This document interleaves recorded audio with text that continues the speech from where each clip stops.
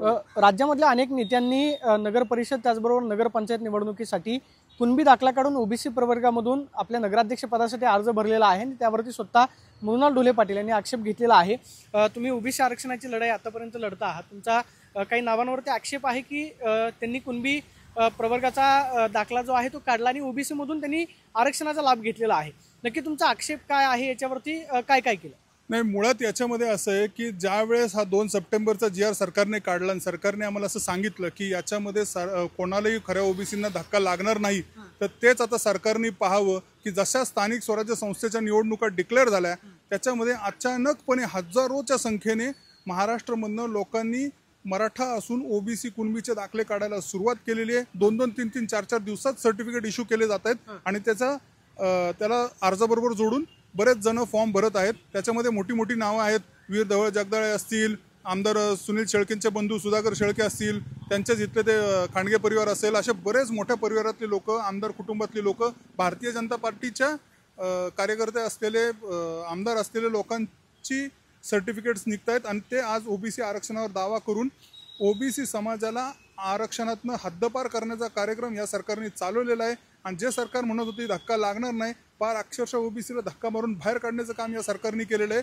लवकरच आम्ही या संदर्भात सगळी यादी घेऊ आणि ती सगळी पब्लिश करू। अर्थात त्यांच्या जात पडताळणीवर आम्ही आक्षेप घेऊ, पण आमचा अनुभव असा आहे की जात पडताळणीवर आक्षेप घेऊन आणि सरकारकडे त्याचा पाठपुरावा करून सरकार त्याच्यावर काही कारवाई करत नाही, चुकीचं काम करणाऱ्यांना पाठीशी घालण्याचं काम हे सरकार करते, असा आमचा आक्षेप आहे। लवकरच या संदर्भात आम्ही डिटेल्ड माहिती आम्ही घेऊ। तुम्ही जी नावं घेतलेली आहेत, म्हणजे विशेषतः राष्ट्रवादीचे आमदार सुनील शेळके यांचे बंधू असतील किंवा वीर धवळ जगदाळेंचं तुम्ही नाव घेतलं, त्यांनी नक्की कशासाठी वापर केलेला आहे? 2 सप्टेंबरचे जी आर नंतर त्यांनी हे काढलंय असं तुमचं म्हणणं आहे का? किंवा जर त्यांच्याकडे आधीचं प्रमाणपत्र असेल तर त्या सुद्धा प्रवर्गामधून ते भरलेलं असू शकतं? नाही, मुळात कसं आहे ना की हे बघा, एक कसं असतं की एक सोशल सेन्स असतो किंवा सोशल त्याला एक मान्यता असते, सामाजिक मान्यता असते। तुम्ही जरी काही जात तुमची सांगितली तरी ती सामाजिक मान्यता त्याला असावी लागते। मग सगळ्यांना माहिती आहे की ही जे कुटुंब आहेत हे सगळे मराठा आहेत, उच्चकुलीन मराठा समाजातली येतात, त्यांचं ओबीसीचा काही संबंध नाही, ते काही कुणबी किंवा शूद्र नाहीत। खरे कुणबी जे आहेत ते फक्त कोकणात आहेत। ह्या सगळ्यांनी आधी जरी काढलं असेल आणि 2 सप्टेंबर नंतर तर ह्याला पेवच फुटलेला आहे, पण आधी जरी काढलं असेल तर मुळात त्यांचा जातीचा दावा जो आहे तो खोटाच आहे। दाखला जरी खरा असला तरी जातीचा दावा फक्त आणि फक्त ओबीसी समाजाचा व्यक्ती तिथे ग्रामपंचायतमध्ये, पंचायत समितीमध्ये, जिल्हा परिषद, नगरपालिकेमध्ये महापौरपदी, सरपंचपदी, नगराध्यक्षपदी बसू नये एवढाच खाटेटोपासाठी फक्त हे सगळं चाललेलं आहे। आणि त्याच्यामुळे आता या सगळ्या गोष्टींवरती आक्षेप कशा पद्धतीने घेणार? म्हणजे आता त्यांनी अर्ज भरलेला आहे असं तुमचं म्हणणं आहे किंवा ओबीसी आरक्षणाचा लाभ घेतलेला आहे, याला आक्षेप कशा पद्धतीने? नाही, याच्यामध्ये असं आहे की त्यांनी जातीचा दाखला देऊन बऱ्याच जणांनी एक जात पडताळणीसाठी पोचपावती दिलेली असते आणि 6 महिन्याच्यात त्यांना जात वैधता प्रमाणपत्र सादर करणं हे बंधनकारक असतं। जर 6 महिन्याच्यात ते वैधता प्रमाणपत्र सादर केलं नाही तर त्यांचं पद जाऊ शकतं, किंवा गेलंच पाहिजे कायद्याने।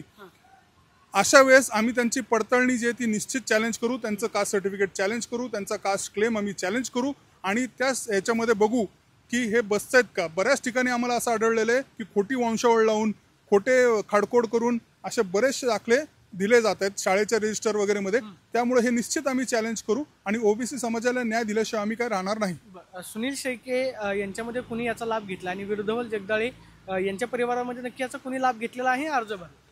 नाही, माझ्या माहितीप्रमाणे जी माहिती मला आली आहे तळेगावमधनं, तिथलचं खांडगे परिवार असतील, सुधाकर शेळके असतील, वीर धवळ जगदाळे असतील आणि बरीचशी नावं आहेत की ज्यांनी मोठ्या कुटुंबातली, आमदार कुटुंबातले, सत्ताधारी कुटुंबातले आहेत, जे स्वतःला उच्च कुलीन वगैरे सगळीकडे सांगतात समाजामध्ये, अशी बरीचशी नावं आहेत। आम्ही निश्चित काहीच दिवसांमध्ये, 2-3 दिवसामध्ये आम्ही त्याची निश्चित यादी करू। कालच मला वाटतं शेवटची तारीख होती फॉर्म भरण्याची, ती फॉर्म भरण्याची तारीख संपलेली आहे। आता त्यांची स्क्रुटिनी वगैरे होऊन द्या, जी फायनल लिस्ट येईल त्याच्यामधून आपण निश्चित नावं काढू आणि ती पब्लिक करू आणि एवढंच नाही तर आम्ही ते चॅलेंज पण करणार। तुम्ही असं म्हणालात की भाजपच्या काही सुद्धा नेत्यांनी याच्यामध्ये हे सगळं म्हणजे ओबीसी आरक्षणाचा लाभ जो आहे तो घेतलेला आहे, तसं आहे का नक्की? तसं आहेच ना, म्हणजे पुण्याचे केंद्रीय मंत्री मुरलीधर मोहोळ हे ओबीसी कोट्यातच महापौर झालेले आहेत। समाजामध्ये त्यांची जो आम्ही आता समाजात राहतो ते मराठा म्हणून त्यांना ओळखतो, त्यांना ओबीसी म्हणून कुणी ओळखत नाही। असे भारतीय जनता पार्टीचे खूप आहेत, काही फक्त ह्याचं नाहीये आणि हेच सरकार त्यांना कायम पाठीशी घालण्याचं काम करतं। हेच आमचा आरोप आहे की ओबीसी समाजाला न्याय द्यायला हे सरकार कमी पडतं।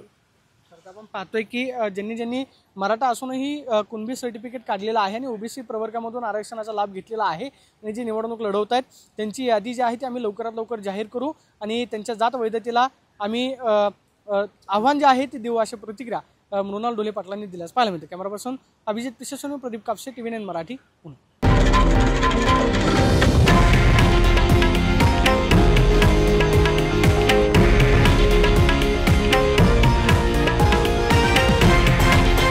हे आहे देशातील नंबर 1 न्यूज नेटवर्क आणि आपण पाहत आहात TV9 मराठी, एकमेव.